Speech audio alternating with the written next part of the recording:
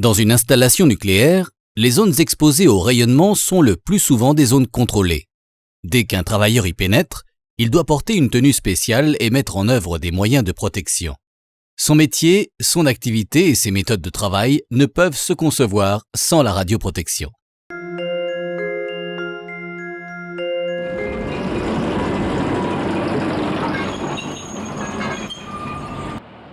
Régulièrement, des éléments de combustible neufs sont livrés dans les centrales nucléaires. Une fois déballés, ils sont minutieusement vérifiés.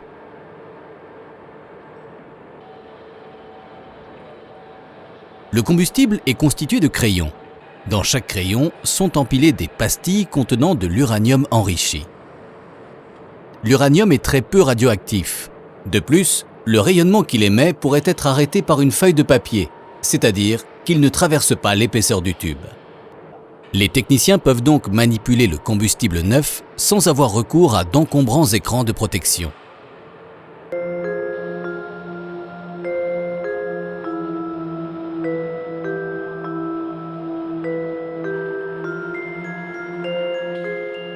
Chaque année, du combustible neuf vient remplacer une partie du combustible usé dans la chaudière nucléaire. Le combustible a fourni de l'énergie pendant 3 à 4 ans dans le réacteur et sa composition a profondément changé. Il renferme désormais un mélange complexe d'uranium, de plutonium et d'autres produits très radioactifs. Plus question de le toucher ni même de l'approcher. Seuls d'épais écrans de plomb, d'acier, de béton ou d'eau sont capables d'atténuer ces rayonnements. Dans une centrale, l'opération de déchargement du combustible usé se déroule dans une piscine sous 5 mètres d'eau. L'eau joue ici un double rôle.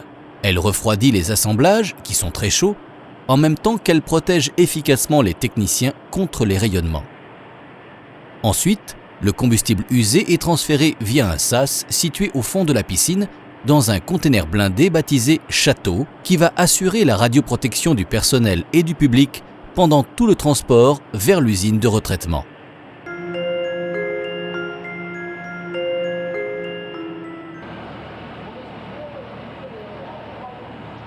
À l'usine de retraitement, le combustible usé est extrait du château. Observez bien la différence.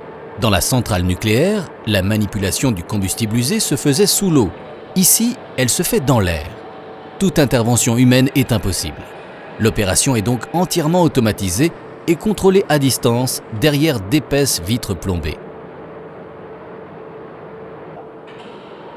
Après traitement mécanique et chimique, le combustible usé se retrouve sous forme liquide. Les produits radioactifs non réutilisables sont séparés du plutonium et de l'uranium, incorporés à du verre, puis coulés dans des fûts en acier inoxydable. Ce sont les déchets vitrifiés. Ces fûts sont extrêmement irradiants et doivent être manipulés à distance dans une hotte plombée. Ils sont pour le moment entreposés sous une épaisse dalle en béton dans des puits ventilés. Plusieurs options sont à l'étude pour leur gestion à long terme.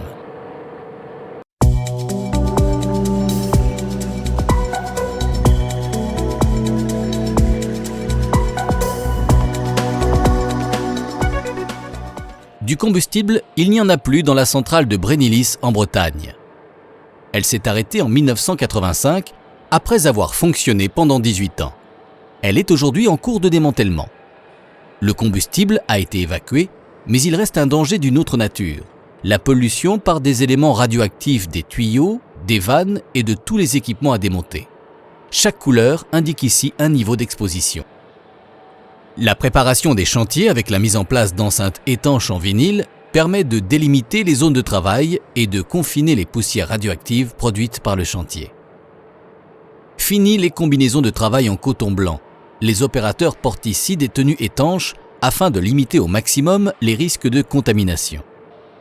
Contamination par contact avec la peau, contamination par inhalation ou ingestion des poussières.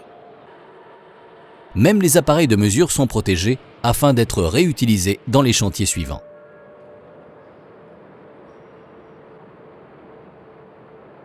L'éloignement par rapport aux sources de rayonnement, la limitation du temps de séjour dans les zones à risque, l'utilisation d'écrans de protection font partie intégrante des pratiques, des méthodes et des comportements des travailleurs, quel que soit leur métier dans les installations nucléaires.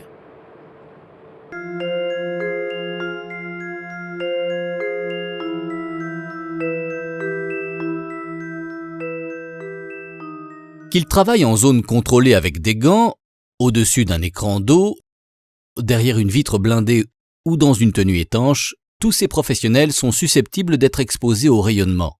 Ils portent donc un dosimètre destiné à mesurer leur exposition individuelle. C'est un outil indispensable de la radioprotection puisqu'il permet de vérifier que l'exposition individuelle ne dépasse pas la limite réglementaire. Dans les zones à risque, les intervenants portent même 2 dosimètres. Celui-ci est dit passif, puisqu'il fonctionne comme un film photographique qui s'impressionne au fur et à mesure de l'exposition. Il est développé lorsque le travail est terminé. Celui-là est dit actif. Électronique, il affiche l'exposition en temps réel et peut donner l'alerte lorsque des seuils d'exposition préprogrammés sont dépassés.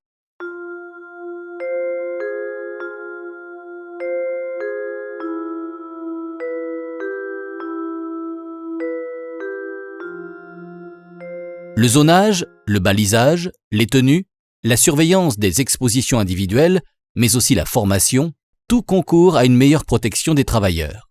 Depuis 50 ans, l'expérience de terrain accumulée petit à petit par les professionnels, alliée au progrès de la technologie, a contribué à développer une culture de radioprotection qui implique chacun dans la recherche permanente d'une réduction des expositions.